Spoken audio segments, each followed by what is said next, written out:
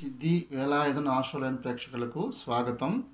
ఈరోజు శనివారాన్ని మన వేద భాషలో స్థిరవారం అని కూడా చెప్తారు. ఈరోజు ఆంజనేయ స్వామి వారి ఆరాధన చేయడం వల్ల విశేషమైన ఫలితాలు కలుగుతాయి.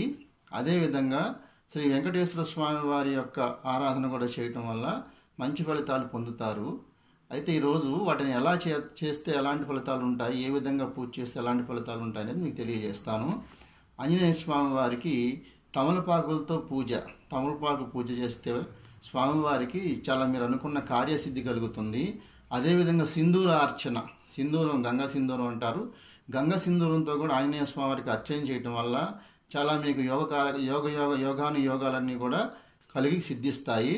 అదేవిధంగా శ్రీ వెంకటేశ్వర స్వామి వారికి దీపారాధన, నువ్వుల నూనెతో దీపారాధన చేసి నారాయణ శ్రీ వెంకటేశ్వర వజ్రకవచ స్తోత్రాన్ని పఠించడము, అదేవిధంగా గోవిందనామాలను కూడా పఠించడం వల్ల మీకు విశేషమైన ఫలితాలు కలుగుతాయి.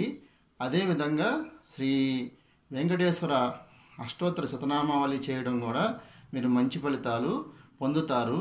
అదేవిధంగా శమి వృక్షము అంటే జమ్మి చెట్టు ప్రదక్షిణలు, జమ్మి చెట్టు దగ్గర దీపారాధన చేసి జమ్మి చెట్టుకు ప్రదక్షిణలు చేయడం ద్వారా కూడా ఈరోజు మీరు విశేషమైన ఫలితాలు పొందడానికి అవకాశం కలుగుతుంది.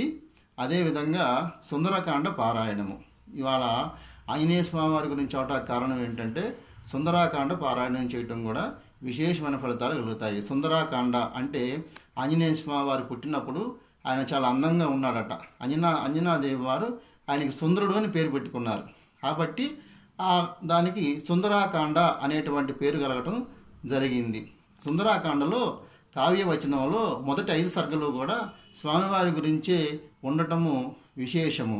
మొదటి 5 సర్గలు కూడా మనం సుందరకాండ మొత్తం పారాయణ 14 సర్గలు కూడా చదివినా బాగుంటుంది. అదేవిధంగా కొద్దిగా చేయాలనుకున్న వాళ్ళు 5 సర్గలు పారాయణం కూడా చేసుకోవటం వల్ల చాలా మంచి ఫలితాలు పొందుతారు. అదేవిధంగా జమ్మి చెట్టు దగ్గర దీపారాధన, ఇది చాలా విశేషమైనది.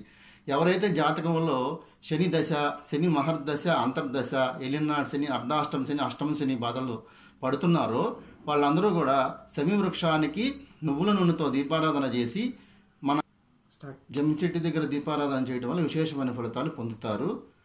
నమస్కారము. మళ్ళీ మరొక వీడియోలో కలుద్దాం.